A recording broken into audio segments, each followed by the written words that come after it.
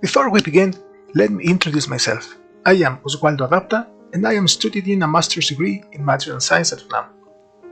Today, I'm going to be talking about phononic waveguides in chiral mesophases, locally hexagonal. This presentation is divided into 5 parts: introduction and motivation, theory of continuous media, a mathematical model, numerical solutions, and results and conclusions.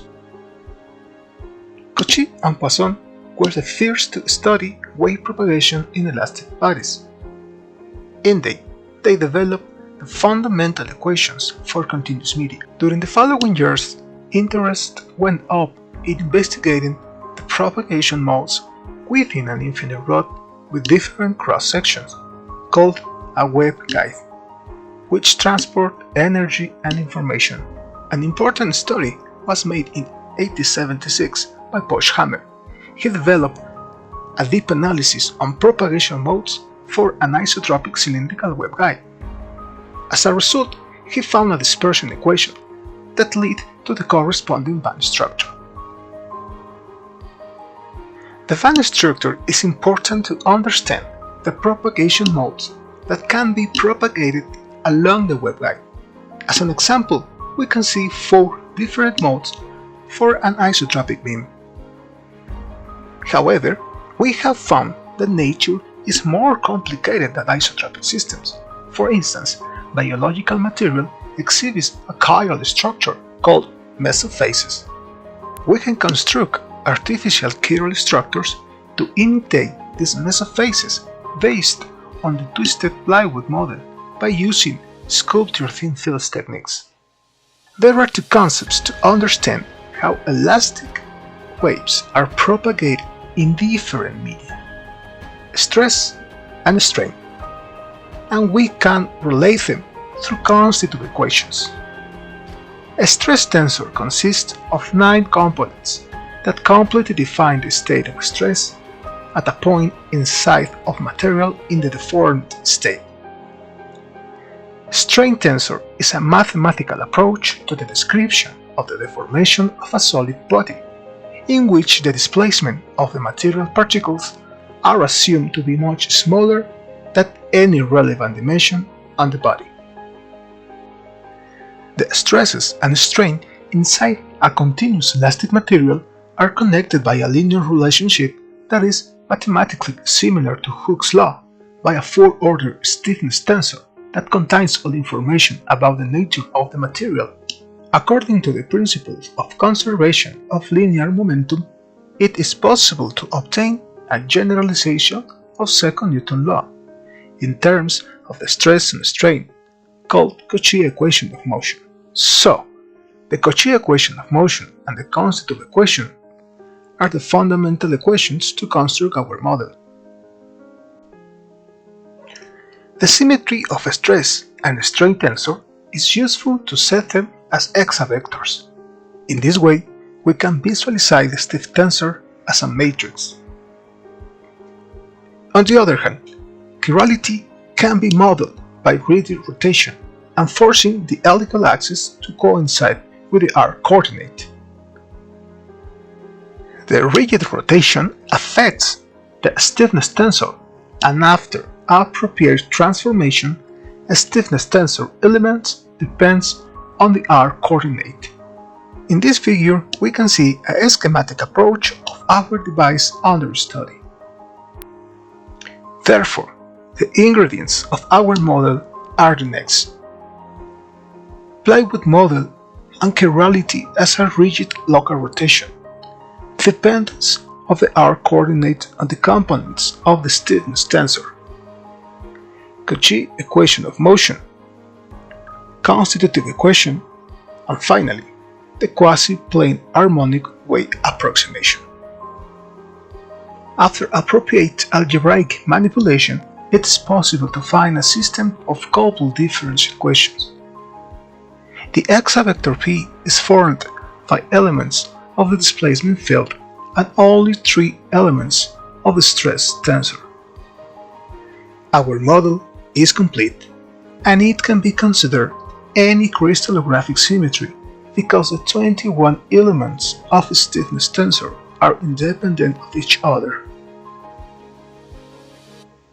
To test our model, we analyze the hexagonal symmetry, which uncouple the theta dependence. It means hexagonal symmetry is axisymmetric. First of all, the matrix M hexa has been greatly reduced. Second, we use the vacuum as a boundary conditions, which means that the stresses are zero over the waveguide.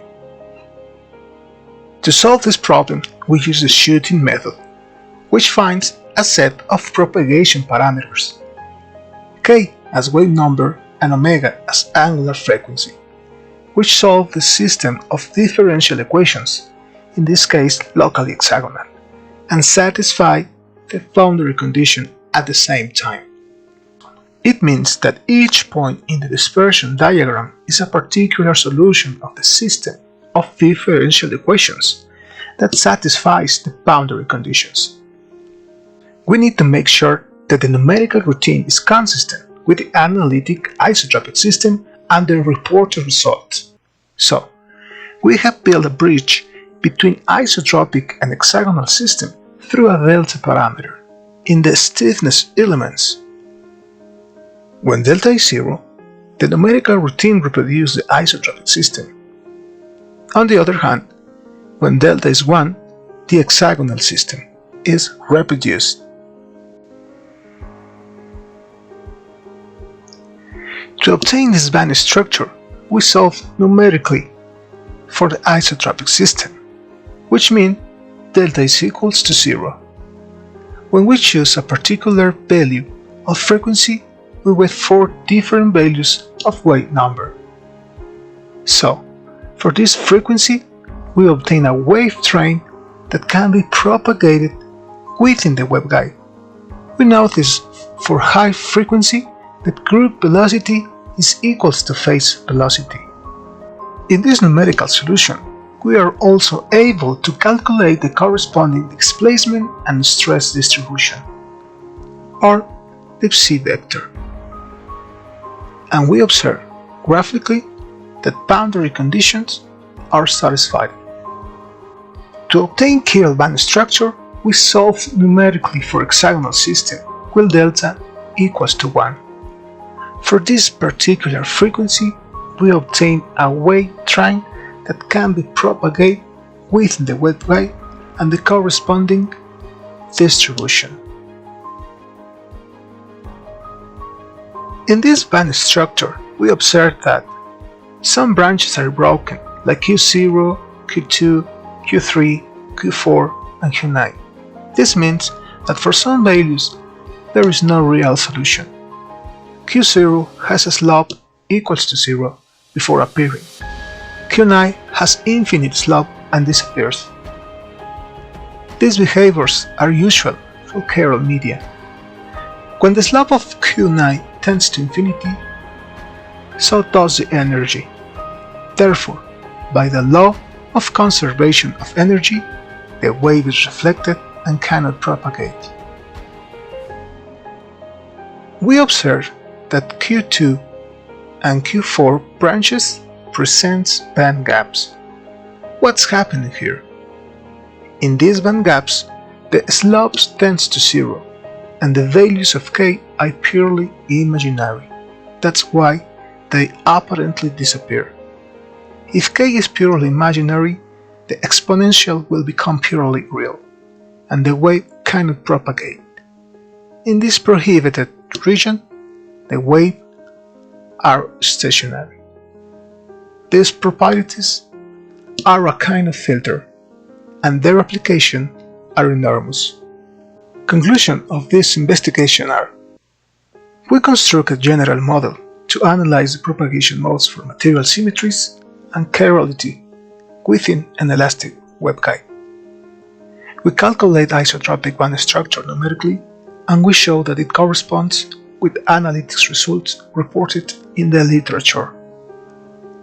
We solve numerically our model for hexagonal symmetry and find the corresponding band structure. we calculate the corresponding stress and displacement distribution versus our coordinate. Chiral band structure shows band gaps for certain frequencies but is future of chiral materials as we expected. The procedure used for the elastic waveguides can also be used to calculate the band structure of the electromagnetic waveguides. And thanks for your attention.